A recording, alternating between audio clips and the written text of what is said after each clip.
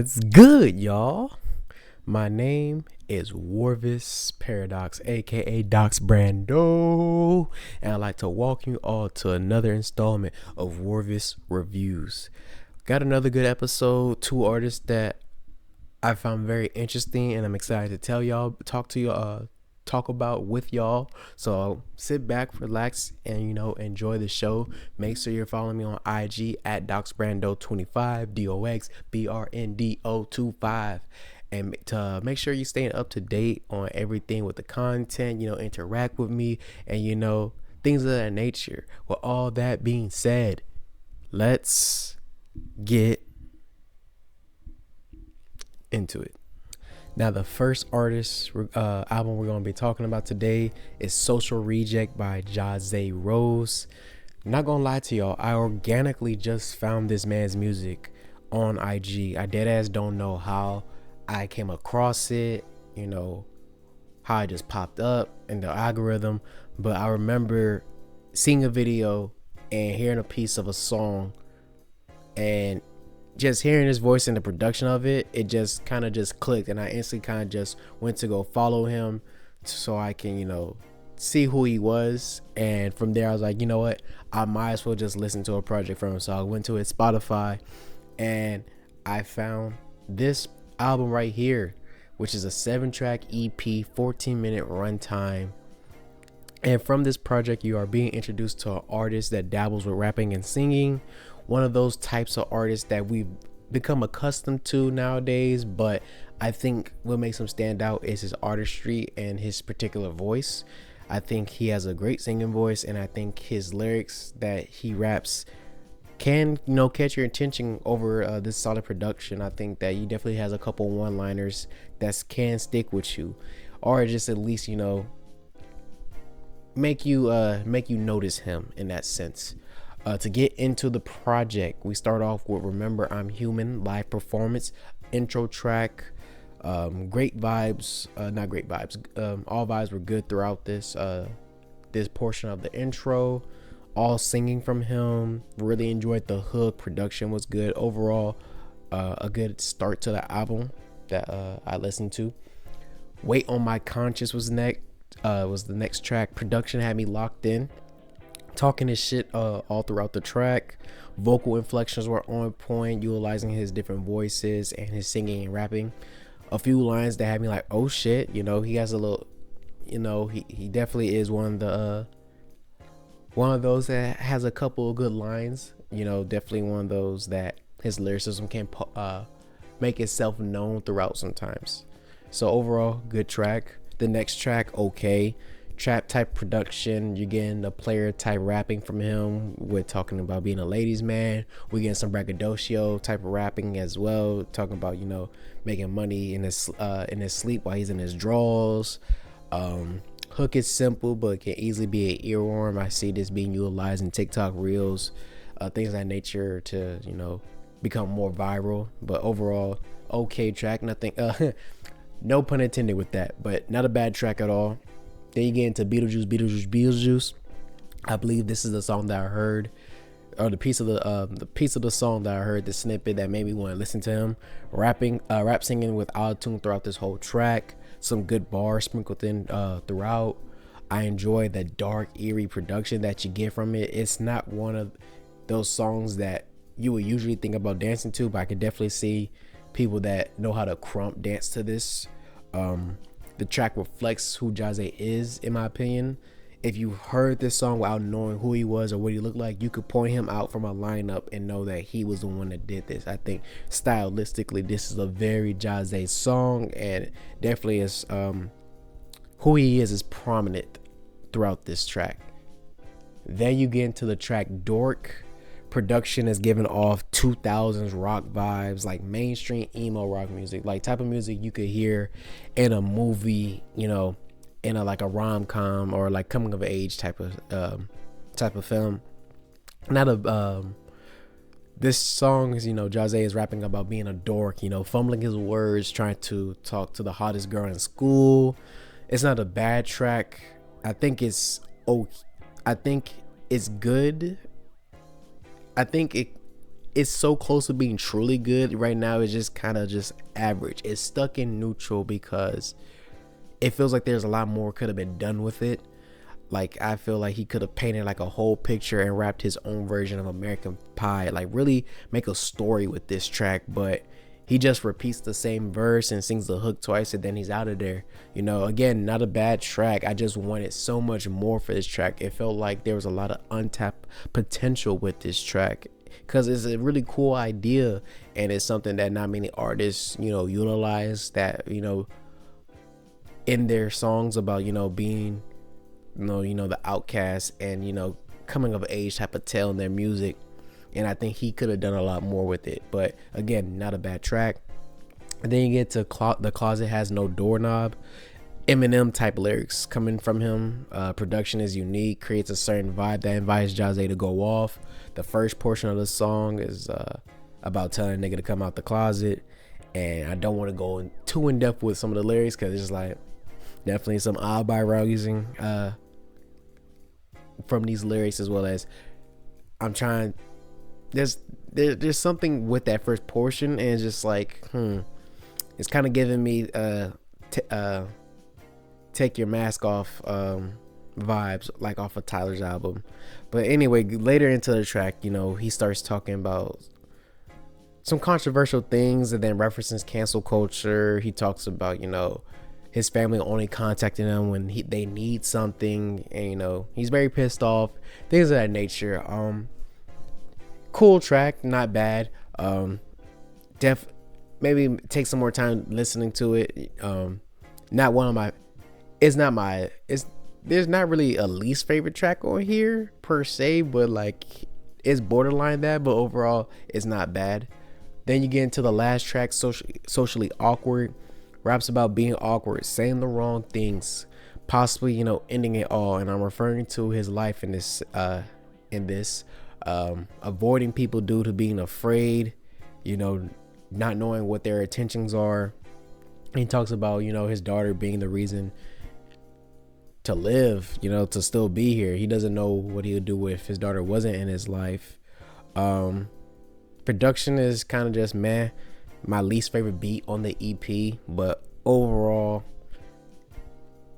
he got to the finish line, but I don't feel like this is like the bow to the album, honestly. I don't know, I kind of wanted some more to really send off the listener, but Jahzee's EP was just a quick peek into his mind and his current place as an artist.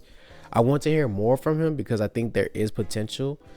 I just think that he needs to actually find a producer or producers that can help him unlock what's next for him. Really curate some production, some beats for him that, like, in collaboration, for they can you really lock in and do something greater. Definitely want y'all to check this out, for y'all can have your own thoughts, because I want to, you know, stir some things up in the comments and also put you on to artists that you may like. So Social Rejects by Jahzee, Rose. Now the last album that I'm going to be talking about is Green Pastures Child by Z-Lu, that dropped this past Monday. Now Z-Lu is an artist out of Arizona that I've been keeping tabs on since seeing him perform at the My Birthday Party live show with Johnny Hayes and Sam X. Now Z-Lu, as described in his Spotify bio, is a genre-bending romantic with velvety vocals that are bound to make your soul stir, sparking a genuine vulnerability that will leave you feeling understood. This enigmatic star to be effortlessly combines a uniquely inspired sound with uncanny ability to blend genres like R&B, pop, and rock. Genre inspirations from musical legends such as Daniel Caesar, Frank Ocean, and Marvin Gaye. Z embodies the essence of multi-generational taste that transcends boundaries. Now, I think this does describe him well. I would add I would definitely add that there is some Childish Gambino influence in there. At least it should be on that list. But I know it has to be like subconsciously, like he has some influence from Childish Gambino. It has to be in there. But to describe Z-Lu, I would describe him as a true free spirit. he is a damn hippie. He make happy nigga music, and I mean this all in the best way. I mean, like, the music he makes is for you to go frolicking in a flower field, that type of happiness, you know, music that you skip to. I mean, like arm in arm with somebody, just like gleeful, that type of music. And it's been a long time since I've heard such pure positivity, and this is just who he is. At my birthday party show, Zilu had a whole crowd sharing one bag of gummy worms, sour gummy worms. Like, this is some shit that you would used to do as a kid. You know, Zilu's music comes from a place where he's just a happy young man that's a hopeful romantic. You know, now being I said that I've been keeping tabs on him. If you know me and how I like to listen to music and how I like films, I stood away from the singles as best as possible, heard bits and pieces of some snippets, but I wanted to truly experience this album for what it was in its entirety, and I'm glad I did. I had the chance to speak to Zilu before this project release at the Mosh Pit Market, and I asked him, you know, what was next? You know, when was the project coming? Because previously he released Curation Ave Volume 1, which was mainly a project of covers. And I wanted to know when I was going to hear the true Zilu, when was I going to get his project where it was original works and it was just going to be him being able to stand out, plus the features and whatnot. And he told me, you know, just to wait. He had something on the way, and you know, he thought I was going to enjoy it. And this is how we get hit here to Green Pastures Child, an 11-track 27-minute double disc album. Now, it doesn't say this on your streaming services, but on his Instagram it literally shows that he has it split in a certain way, side A being Green Pastures and side B being Kids in Bloom. Now let's go ahead and get into the tracks on the album. We start off with side A, Green Pastures, and we get into Aura, produced by Creek. Good intro track. I think it sets the tone for the overall vibe of the album. Beautiful production, and you know, Zilu kind of just floats over the track, really eases you into his style, his artistry, his world. Solid intro track. Then you get into Good Day featuring Johnny Hayes. Now, if you were paying attention to my story, this is the song I said like this was some frolicking ass music.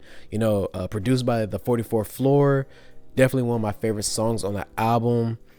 A song about, you know, feeling like a good day is on the rise even when, you know, it's cloudy. And it's a very simple setup, but it's executed so well. Plus the production is lush, very polished. Zilu shows off his range a bit on this track as well. Then Johnny Hayes was sliding on the track as too. You know, overall a very solid track from the duo, and with the production took it over the top. Love this track. And then you get, speaking of love, you get into Ti Amo featuring Amante, produced by Matt Sterling with Jude Kellen.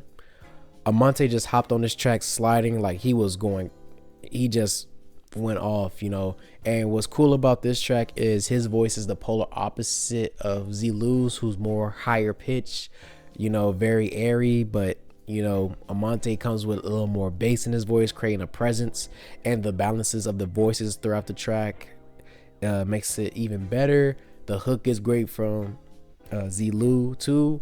Just, you know, again, one of those cases where simple but effective with the hook, and I have enjoyed just listening to it over and over again. Then you get into Sincere, produced by Matt Sterling. This track stands out compared to the others, in my opinion. I think the production has a certain vibe to it. It feels like it's influenced by modern trap music. Combine this with Zilu's vocals, the track becomes greater.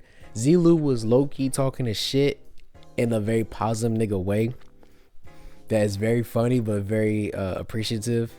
I appreciate it. You know, he basically saying like, don't lie to me, keep that fake love behind behind the back real hate type shit. Like, you know, keep all that, you know, if you're not gonna be real with me. And Again, simple but effective, something that a lot of people understand. I'd rather you just hate me to my face than, fake that shit. So I get it. Love the track. Then you get into My Treehouse Flower, produced by Never Forever. Strings and production were very prevalent, and that's to say the least. Production sounds like a whole jam section. The feels like an interlude, very kind of quick type of song, about like a minute 30, minute 50, give or take, if I'm not mistaken, if I remember correctly. And it's just all vibes from Zilu. Again, he's not really doing too much. He's just having fun on here. This is just to get us to the next track, which is Air, produced by Youth and Control. Very nature vibes coming off this track. Birds are chirping throughout. Again, he's a damn hippie, and this production is going along perfectly for him. And then it's interesting because it's giving off a certain vibe, and then you get the beat that kicks in and it brings a different energy to it. And it's like, okay, this is different, but I'm enjoying it, And then Z is maintaining control. He doesn't get lost in the beat. He makes sure he is the star of the show on this. And, this was a good performance from him on this track. Then you get into Thin Walls, produced by Creek. Vibes were just here. Z's just floating, using different tones and autotune throughout. Very solid track. And this is the last track of side A. Then again, we're now getting to Kids in Bloom. And this is where you get Sunset Lover, produced by, if I said this wrong, I apologize, but I'm going to say Sadie Boy. Now, this track is a song I'm familiar with because I heard it live performed at my birthday party show. And, definitely could tell that this was a very, very beautiful track from Zilu off rip. Zilu goes off on this ballad, a song that just truly represents him as an artist, the hopeful romantic that he is. And he just delivered on this track. Absolutely loved it since the first time I heard it. Then you get to Hate Myself, produced by Pilot Kid. A standout track in my opinion. The happiest sounding down bad song I've heard in a while. A song about him saying, he hates himself for being in love with someone who doesn't want him, Something relatable for a lot of people. Production was probably my favorite on the album. Zilu sounds just great and is singing from the soul, very hits close to home with this track, and I just enjoyed this song, honestly. It definitely feels like a lot of the songs on the back end were my favorites. So, still a good project regardless. I'll get into that towards the end. My apologies. Then you get into Alicia featuring Johnny Hayes. Man, not produced by, featuring Johnny Hayes, produced by Wonder. My apologies. Favorite song on the album, not gonna lie to you. This is that real yearner track. Like when he was talking about, multi-generational taste, this is where you go back to making that begging music with making an R&B song. You don't really get that no more nowadays. Is you get sprinkled throughout. It's very rare now, but like nowadays it's just like we used to talk about. They used R&B singers back in the day used to talk about giving them everything, the moon, the stars, the mountains, begging in the knees in the rain. Now it's just like, you want this dick or no type shit. And just like, this is the type of music that I'm excited to hear. And then hear from this happy person that, like, again, how he describes himself as velvety voice. It just makes me happy to hear it, Production was the most unique on the album. Johnny hopped on the track and handled business. Lyrically, the most attention grabbing on the song, song from Zilu. Instant earworm, catchy as hell, filled with good vibes. Horns on the back end wrapped up very nicely. Excellent track. Then we wrap up the album with Emotions, produced by Jammin' D Jammin', with some help from Kadro. I don't know who was the main producer on that. I'm just going off of what I read on the back of the cover. Now, this is the closer track. Beat has pop intentions, but it feels like they wanted the beat to be more. The beat switch did catch me off guard. Loki has some stank on it. Definitely was like, okay. Was not expecting it from this song that feels very elegant and beautiful in a way. Zilu just ending the album with his usual kind of airy vocals, where he's kind of like, again, just like there's something about his voice that it's not just velvety. It's kind of like, like an air nomad, just like if he was Aang, just kind of just like gliding through. Very interesting vocals from him.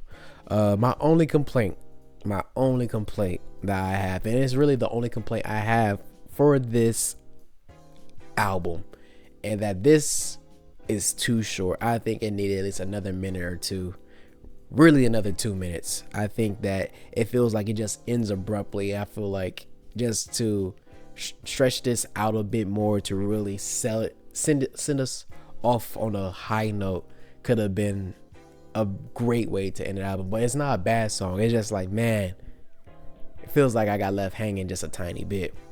Overall, Zilu did a good job on his first album. I think this is a great introduction to him as an artist because it has everything that you need to know about his current style and who he is as a person. I'm excited to see where he goes next. I'm excited to see these songs perform live, and I'm excited to, see how he grows as an artist. So this is definitely recommended for my R&B lovers. I think you are going to enjoy Zilu's Green Pastures Child. It's pretty simple why I decided to do these two. Number one, Zilu is somebody I've been anticipating the project from for a while now. So after listening to it like several times, like by the third or fourth listen, I was like, yeah, easy review. Like I said, for Jose, just cause I was looking for something to review, and I was like, what can I pair with Zilu's? And I thought it was a good pairing just to go through these two different artists. But now I gotta ask, what are your thoughts? How are you tapped into these artists? How do you feel? Are you now interested in listening to these artists' music? Definitely check them out because they're on all platforms.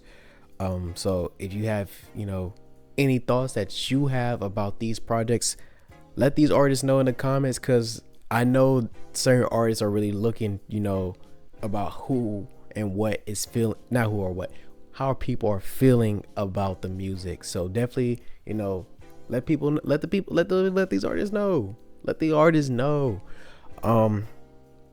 Make sure that, again, that you're following me on IG at DaxRandall25. Make sure that you're utilizing the Google form. Go to the Linktree. Click the link in the bio.